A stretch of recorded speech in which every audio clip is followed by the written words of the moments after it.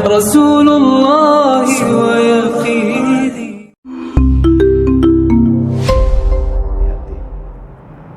Kemudian rujukan kelima, larangan duduk atau menjauhi majlis mereka. Sabda Nabi sallallahu alaihi wasallam, hadis ini sahih riwayat Imam Muslim, yakni sayakunu fi akhir ummati, akan datang di akhir umatku, unasun yuhadditsunakum ma lam tasma'u antum wala aba'ukum fa iyyakum wa iyyahum. Maka orang-orang setelah umat tadi, orang-orang itu berbicara kepada kalian apa-apa yang belum pernah kalian dengar. Begitu pula bapak-bapak kalian juga belum pernah mendengar tentang itu pula. Maka hati-hatilah kalian terhadap itu. Apa ini? Masya Allah. Belum pernah terdengar Allah punya anak, ya kan?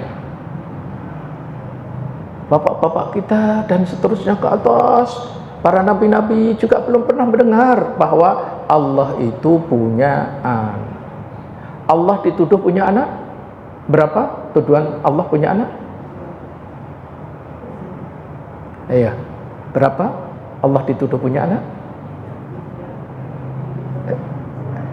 Baik, kita lihat dulu ayatnya, surat 9 atau At-Taubah ayat 30. Inilah kalimat yang belum pernah terdengar sebelumnya. Baik kita, bapak-bapak kita, maksudnya itu para nabi-nabi sebelumnya, belum pernah dengar itu. Tapi terdengar sekarang. Inilah yang disebut dengan bid'ah, yang sampai tingkatan kekufuran. Itu. Karena mengada-adakan di dalam agama yang belum pernah nenek moyang kita, maksudnya karena yang membacakan Nabi berarti para leluhur para nabi semuanya alaihimussalam.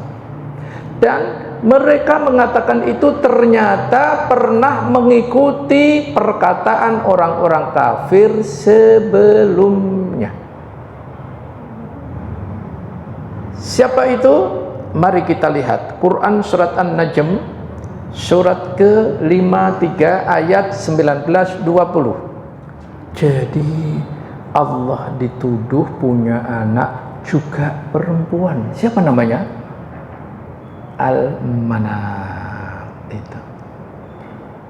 Inilah fitnah, bid'ah yang belum pernah terdengar sebelumku, kata Rasulullah, dan juga bapak-bapakku. Artinya para nabi-nabi semuanya belum pernah mendengar ini.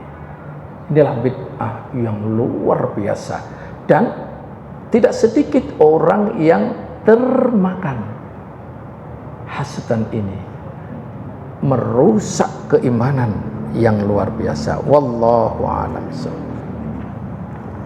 Kemudian berikutnya yang tidak kalah menariknya adalah yang ke-6. Kalau pertama tadi, kedua Al-Quran dan As-Sunnah, sekarang berasal dari sahabat. Kalau berasal dari sahabat namanya asar. Ya. Kalau Allah itu firman, kalau Nabi itu sabda, kalau para sahabat namanya athar. Kalau ulama namanya nanti fatwa dan seterusnya. Wallahu a'lam. Baik, mari kita perhatikan athar sahabat Umar bin Khattab. Semoga Allah tabaraka wa ta'ala meridhoinya.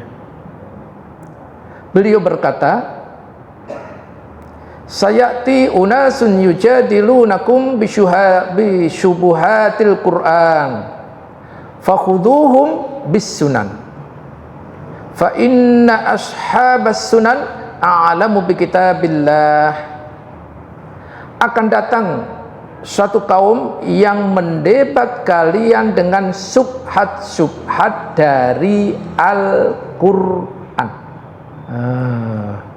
Jadi yang jadikan sarana untuk mendebat apa? Al-Quran. Jadi Al-Quran dijadikan bahan perdebatan. Kalau sudah ada perdebatan dalam Al-Quran, maka kita wajib meninggalkannya. Karena ini, lihat, sangat jelas sekali. Maka ketika ada perdebatan yang ia bawakan subhat-subhat dari Al-Quran, kalau kita punya ilmu terhadap itu, karena jidal itu ada dua. Jidal itu berdebat. Berdebat itu ada dua. Berdebat yang masyru'ah, berdebat yang diperbolehkan, dan yang kedua jidal yang dilarang. Apa itu jidal atau berdebat yang masyru'ah disyariatkan? Allah melalui firman-Nya menjelaskan, Quran surat 16 atau An-Nahl ayat 125. Jadi di ayat ini Allah tabaraka wa ta'ala memberikan pengajaran kepada penegak kebenaran, ahli dakwah. Perhatikan ketika kalian berdakwah, manusia itu ada 3 tipe. Tipe pertama, tipe jahil. Tipe jahil ini cara menghadapinya adalah apa? Mau'izatil hasanah, nasihat yang baik. Itu. Tipe yang kedua adalah bahasanya apa itu? Dia tahu hanya kulit-kulitnya, tapi ia luar biasa seolah-olah. Ini adalah orang yang antara tahu dengan tidak. Ini nambah sulit sekali orang yang seperti ini. Maka cara mendakwahinya adalah tadi pertama bil hikmah. Orang yang jahil tadi, yang bodoh itu dengan bil hikmah. Cara yang kedua, orang yang setengah-tengah tadi adalah dengan cara wajadilhum billati hiya ahsan. Apa itu mau'izatil hasanah ini? Nasihat yang baik. Nasihat yang baik itu apa? Ajak mereka bertakwa, takut kepada Allah. Tipe yang ketiga, tong kosong nyaring bunyinya, peribahasa kita. Maka caranya adalah wajadilhum billati hiya ahsan. Boleh kita mendebat, tapi dengan ahsan. Ahsan itu apa? Baik. Maknanya apa? Ukur diri kita. Sudahkah kita tahu ilmunya terhadap itu? Landasan-landasannya, pendapat-pendapatnya, rujukan-rujukannya. Kalau kita tahu, boleh kita berbicara dengan dia. Tapi kalau enggak, lebih baik kita diam. Seperti itu. Itu jidal yang masyru'ah, yang diperbolehkan, yakni billati hiya ahsan, dengan cara yang baik. Kemudian jidal yang dilarang, Quran surat 2 ayat 197. Allah melarang bagi orang yang telah menetapkan padanya tahun itu menunaikan ibadah haji. Larangan langsung darinya Allah tabaraka wa ta'ala, apa itu? Fala rafath, kata-kata pornografi, puncaknya adalah zina. Wala fusuk, fusuk itu adalah maksiat, segala bentuk macam maksiat. Wala jidal, dan jangan berdebat. Maknanya di dalam perjalanan haji, fil haji ini banyak kita akan menyaksikan berbagai macam hal, baik warna, cara, udah segala macam di dunia menjadi satu di sana. Maka ketika itu jangan memperdebatkan semuanya, tidak akan selesai. Debat yang enggak diperbolehkan, debat tanpa ilmu, debat yang mengedepankan hawa nafsu. Debat yang mencari pembenaran diri. Ya. Jadi bukan mencari kebenaran, tapi mencari pembenaran diri. Ini yang nggak diperbolehkan. Jadi tanpa ilmu, hawa nafsu yang dikedepankan, dan membela atau bukan mencari kebenaran, tapi mencari pembenaran diri. Maka kalau ada orang yang kata-katanya ingin mencari pembenaran dirinya, udah kita diam, kita ucapin wassalamualaikum, kita pergi. Itu jauh lebih bagus, nggak usah diladeni. Karena Islam itu hadir bukan untuk diperdebatkan, Islam hadir untuk diamalkan, guna untuk kemaslahatan, keselamatan baik dunia maupun di akhirat, bukan untuk didebatkan. Itu karena debat usir larangan dari Allah, kecuali jidal yang masyru'ah tadi. Jidal yang masyru'ah tadi apa syaratnya? Billati ya ahsan, dengan cara yang baik. Cara yang baik itu apa? Pertama adalah harus dengan ilmu. Jadi ilmu dengan ilmu. Maka ketika dua-duanya punya ilmu, mendebatkan masing-masing, ini loh dalil saya, ini loh dalil saya, maka ketika sudah dikatakan yang sahih adalah ini, yang benar adalah yang ini, berdasarkan ilmu bla bla bla bla bla, maka harus kita menerima. Karena syarat yang kedua bukan mencari pembenaran diri, tapi mencari kebenaran. Kalau sudah ketemu kebenaran, ya sami'na wa ata'na, seperti itu. Ya kita harus lapang dada. Kalau pendapat kita, argumentasi kita ternyata kalah, lemah, karena memang dalil yang kita bawakan adalah lemah, ya udah kita harus legowo, menerima itu.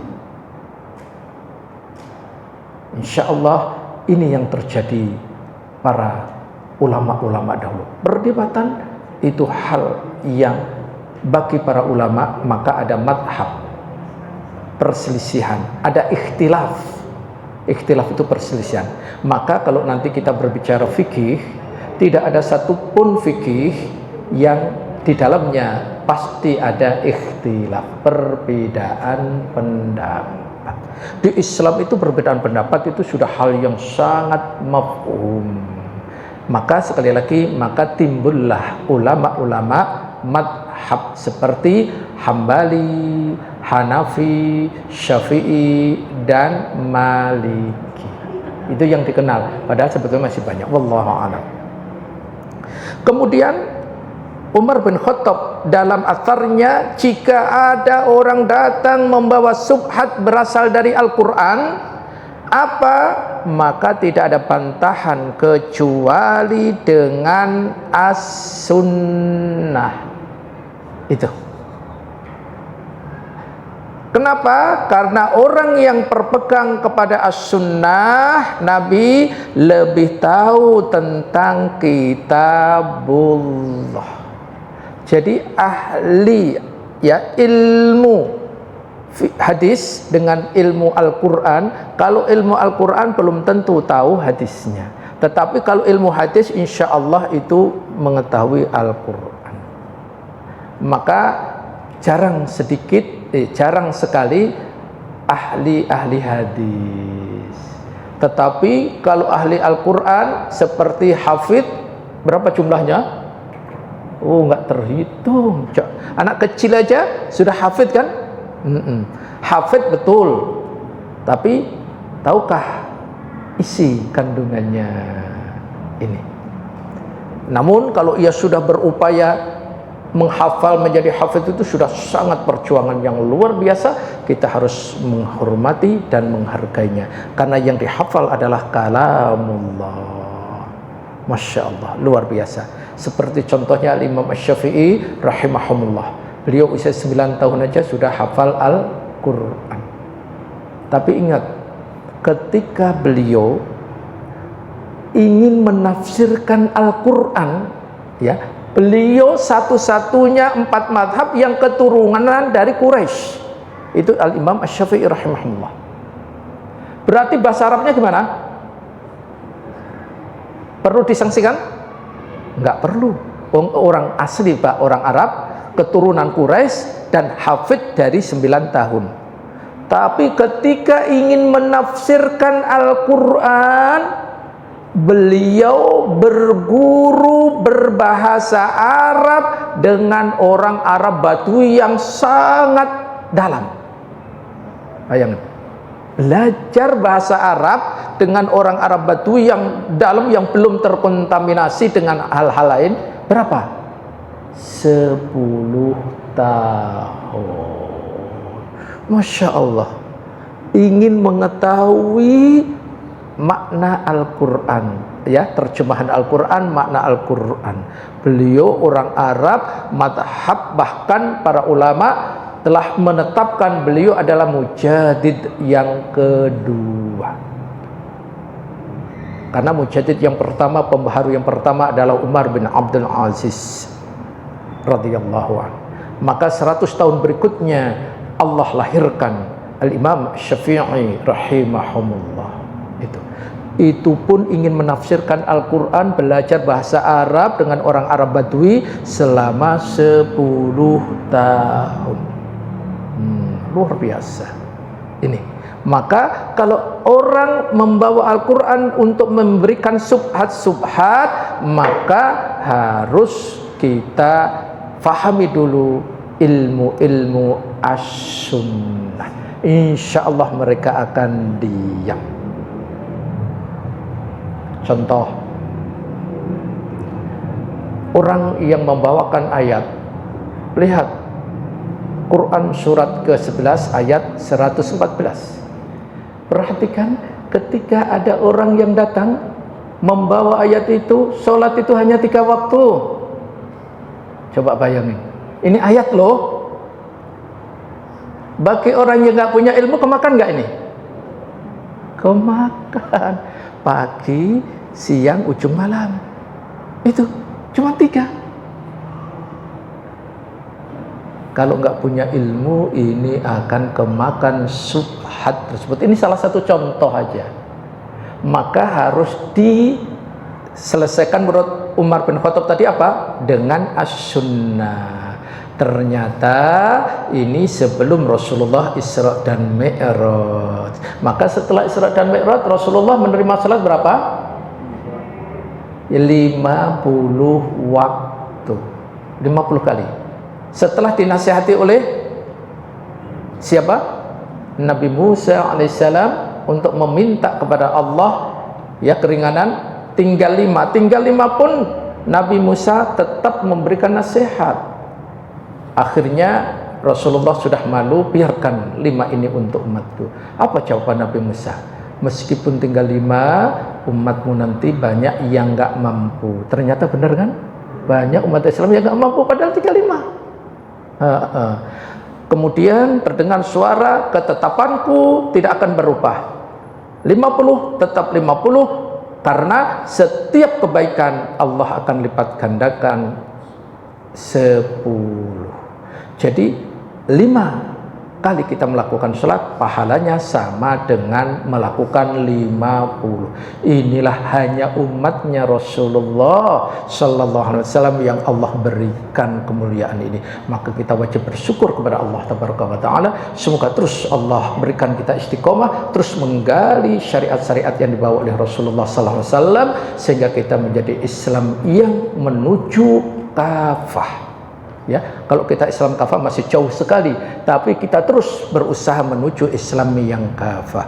Mari kita akhiri. Kemudian terakhir, sebetulnya ahli-ahli fikih mempunyai bab khusus tentang larangan berkaitan dengan duduk bermajelis dan seterusnya kepada ahlul bid'ah. Di sini ada 6 kitab yang ditulis oleh akhuna Al-Ustaz Yazid bin Abdul Qadir Jawas nanti tadi sudah disampaikan. Wallahu a'lam bishawab. Demikian yang bisa kami sampaikan.